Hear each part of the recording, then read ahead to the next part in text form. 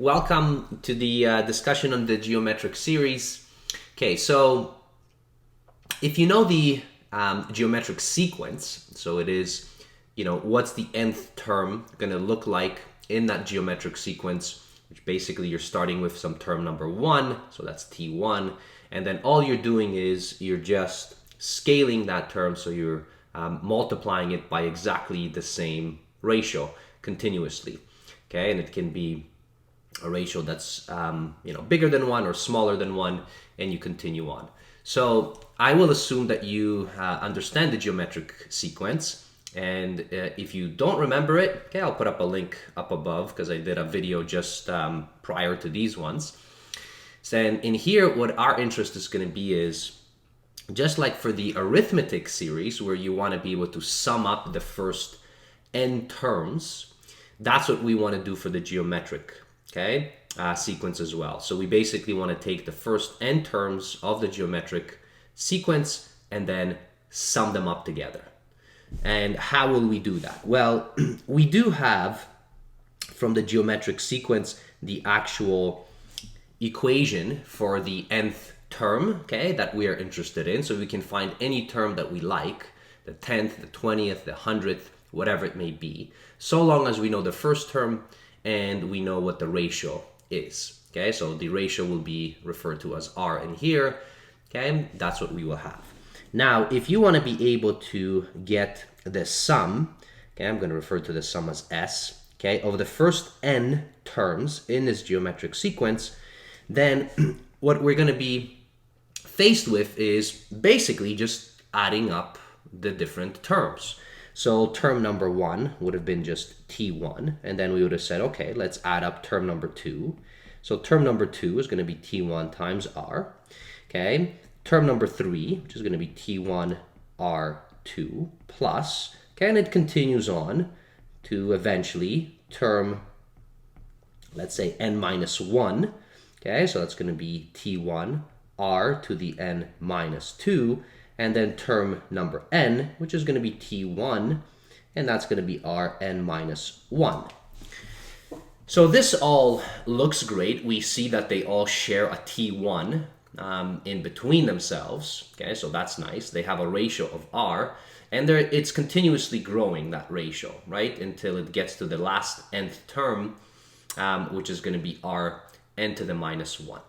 So how would I be able to figure out maybe a much nicer way than just adding up the terms? Because like in the arithmetic series, we don't want to really be adding them up because if there's 30 or 100 terms, it's going to take us forever.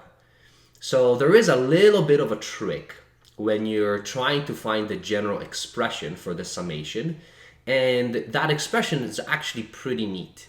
So in the arithmetic series, what we ended up doing was providing another sum, and then we started adding them up, and it gave us a very nice formula.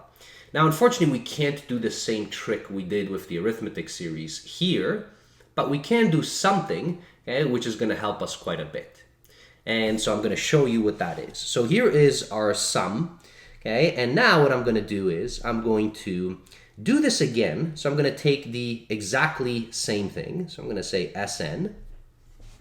And what I'm going to do is I'm going to multiply my summation. So basically this entire thing, I'm going to multiply it by r. So I'm going to multiply it by r. So I get r times Sn. Now that's going to change things up for me a little bit, right? Because if I multiply by r, so this term is now going to be basically t1 times r. So I'm going to shift it over, a little bit. So instead of writing it just below, I'm going to write it right here, and you'll see why. So this, if I multiply that term by r, it's going to be t1r. Now, if I multiply this term by r, I'm going to get t1, and this is going to be r to the 2. And then, so I'm going to continue this pattern, all the way. And what I will see is, so I have something which looks like very much what I have in here. So t1, this is going to be r n minus 2, plus, t1 r n minus 1. But because now I've multiplied, so as I multiply all of these terms, if I multiply this last term by r, then what I will have, and I'm going to shift this just ever so slightly, just so that I can fit it and make it a tiny bit smaller. Okay, now, all right, so I'm going to do this. So this is going to be t1, and then this is going to be r to the n, because if I multiplied it by r, then it's going to give me that. And now, interestingly, notice that all of these terms, okay, so this term and this term, this is the same term, this term and this term is the same. Okay, so all of these different terms are the same. And all I really have, the only two different terms, are these ones. So I have this term right here, okay, and then I have this last extra term right there. So what I can do is, I can literally say, okay, well, let me take this Sn and subtract r times Sn. So if I subtract this, so basically what I'll do is I'll say this, Sn minus r Sn equals, so this term, okay, will stay, so this is going to be t1. But all these other terms, because I'm subtracting, this term is going to cancel with this term. This term will cancel with this term. And you continue this on, so basically all of these terms are now canceled. And all you have, and then because I'm subtracting, so this is going to be t1 and then r to the n. And that's all that I have left. And that's amazing. Now I'm going to isolate this for Sn. Okay, so I'm solving this for Sn because ultimately that's what I want. So if I want that, so I'm going to factor out the Sn and I'm going to get 1 minus r. This is Sn equals to t1 minus t1 rn.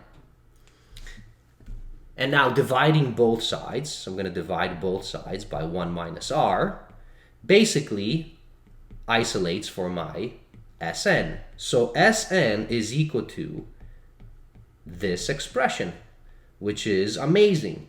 It's very tiny, and we can use it anytime we want to find the sum of the first n terms. And all you have to know is your first term, and you have to know the ratio. And of course, whichever nth term that you want. So that's pretty interesting. Okay, now this can also be written in different ways. I mean, one way of writing it is this. So this is t1 minus. This is actually term tn plus 1, right? If you substitute n plus 1 into the original, okay, form from the geometric sequence right there, you're going to get t1 r to the n. So if you know the first term and the last term, and you know the ratio, then this is a really nice expression. Now another way, okay, I can factor out this t1, and this is probably what you most of the time will see, and this is going to be that, okay? So that's very interesting, and this gives us basically the equation that we need for the summation of the first n terms. Let's try to apply it to, a few examples, just so that you can see how it works, okay? And that's what the geometric series is about. So the series just means the addition of the first n terms, all right? Now, actually, before I jump into an example, what I want to tell you is there's something very interesting in here when this ratio, so when our ratio right here, is between 0 and 1. When it is between 0 and 1, so when the magnitude is between 0 and 1, then you may remember from exponentials, okay, so from exponential functions. So if you have this, and this r is basically, so r is going to be between that, then we know that this is a decaying function, right? It would have been decaying all the way to 0. So as n gets bigger and bigger, that term basically becomes 0. So what that means is if you ever get asked for the summation of the infinite sum, so basically let's add up all the terms if they went on to infinity, you actually will have an answer. Now, of course, assuming that your r is between 0 and 1. And your answer will be that this term that you have right here is going to be 0 at infinity. Okay, so it's going to tend towards 0. So our summation is just t1. That term is 0, so that means it's 1 minus 0, which is just 1, divided by, so this is the interesting part, 1 minus r. So that's super neat to be able to see that. All right, so for the general r, so whatever, so I mean, if r is actually bigger than 1, all right, so then this is what you will have. And the summation can be done that way. If, you know, your teacher asks you for the infinite summation, then it does work, but it only will work under this case, where it's between 0 and 1 for your r. Okay, let's give it a shot on a few examples. So here it says, find the sum of the first 15 terms. Okay, so let's take a look. So we have term number 1, which is negative 2. And then, so negative 3 divided by negative 2, so that's 1.5. Negative 4.5 divided by negative 3, 1.5. Okay, so it looks like r is equal to 1.5. So we have that. And our n, so they say we want to know the first 15 terms. So let's do it. So the summation, so in this case, it's going to be for the first 15. So now we can use, okay, so our equation, so let's say we'll use this one, okay, or this one. So t1, which is negative 2. And now this is going to be 1 minus, okay, so it's r to the n. So my r is 1.5. This is 15. So that's what I have there. Divided by 1 minus, again, 1.5. So that's my r. So now substituting all of that in, we can get our answer. So let's try it. So it's going to be, so I'm going to say, I'll do the brackets first. So let's say 1 minus 1.5 to the 15 in brackets divided by, and this is going to be 1 minus 1.5, which is going to be negative. Okay, so I guess I'll put that in brackets, negative 0.5. Okay, so what does this give me? So that's what this is. And then we take our answer and we multiply by 2, okay, and it equals that. So there we have, okay, our actual summation. So our summation of the first 15 terms, okay, is going to be approximately 1747.57, and it continues on. All right, so this is what we have. Now it is negative, okay, because of that negative 2 in front. So I'll put that in there. Now you might wonder, you know, what is happening because, you know, it keeps going, right? So it's 5, 7, 5, 5, and so on. Remember, it's 15 terms. So if we keep multiplying by 1.5, we're going to start getting more and more decimal places. So for instance, you know, because you have negative 4.5. So if you take 4.5 and keep multiplying it, so notice now it's 6.75, okay, and again by 1.5, now all of a sudden it's this, okay, and you keep multiplying, so that's where those decimal places come in. So when you're adding it up, don't expect that your answer is always going to be a nice, very nice number. So you might want to ask your teachers, okay, if they want you to round it or not. Sometimes it will be nice, sometimes it may not if you're dealing with decimals. So that's what we have there. Now you can change them back to fractions, I guess. You know, that could be in one way of doing it, okay, but you don't necessarily have to. All right, so that was one example. So here's another example. Find the sum of the terms, okay, which are provided in here. So now we don't actually know, okay, so within here, what all the different terms are. We know the first 3, and I guess we know the last one. So it looks like this sequence is growing on us. Our term number 1 is 0.8, and now our ratio, so let's see, 0.8, 1.8, oh, that's 2, and from here, so it looks like r is equal to 2. My term n is equal to 419,430.4, and I don't know n. However, okay, I do know from the geometric sequence that this is just equal to T1 R n minus 1. So I can solve for n, and then I can solve for my sum. All right? So if I do this, so my term, this is going to be that, R n minus 1, 419, say 430.4. Okay, so let me just isolate for basically n. Now I'm going to substitute. So within here, so what I have, this is actually equal to 2, right? So this is 2 to the n minus 1. So let's try it.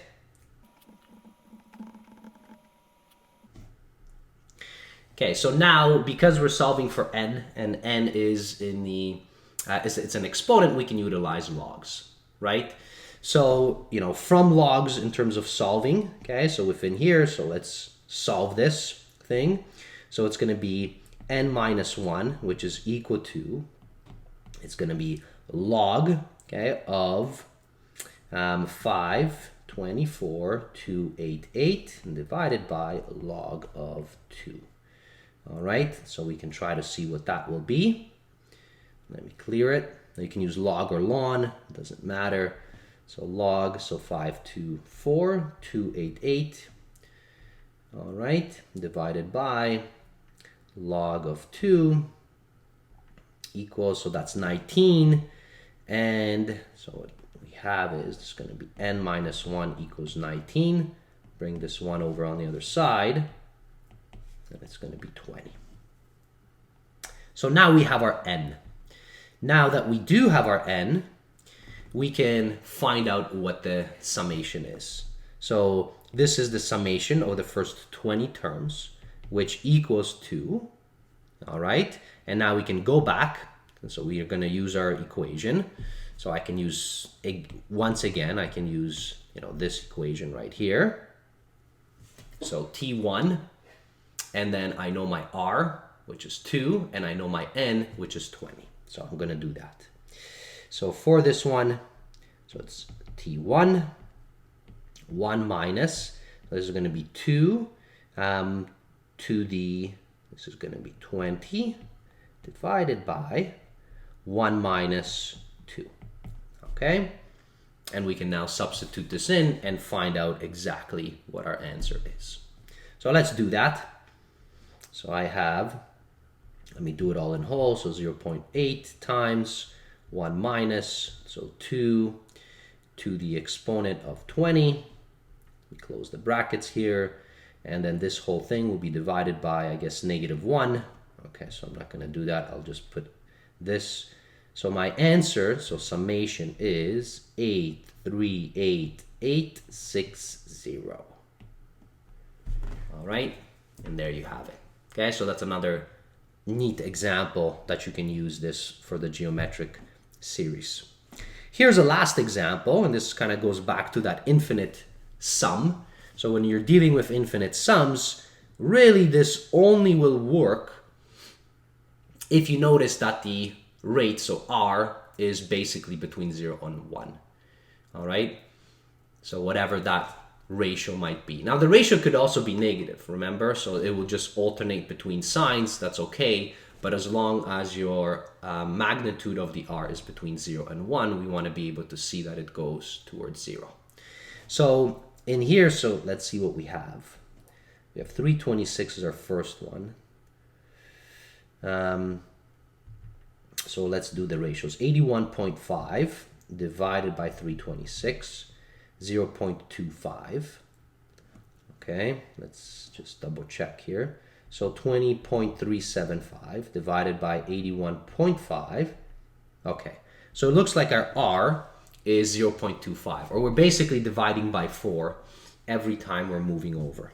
So yes, it does exist. Okay, so the infinite sum does exist. It doesn't blow up on us. And so R is equal to 0.25, or you can write this as 1 over 4.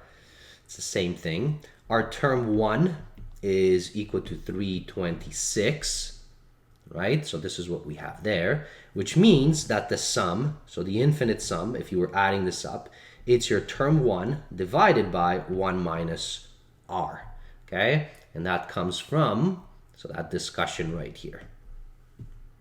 So now, if I do that, so it's going to be 326 all over 1 minus, so a quarter, which is 326, really just divided by 3/4, or this.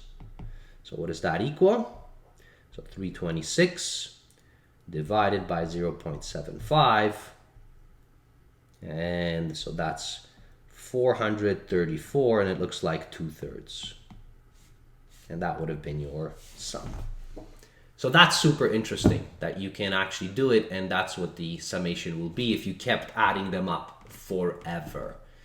All right, because it would have kept going towards 0. Your sequence would have been tending towards 0, kind of like a decaying, right? So that's what you would have had. And if you graphed it, you can remember that these sequences, so, if you started to graph it, okay, so you're starting from 326, and it would have been tending like this, right? Because it's a sequence, it's going to be a bunch of points, but those points are going to tend towards 0 because you're consistently dividing by 4 or multiplying by 0.25. And now you're just adding up these points, and that's what they will add up to.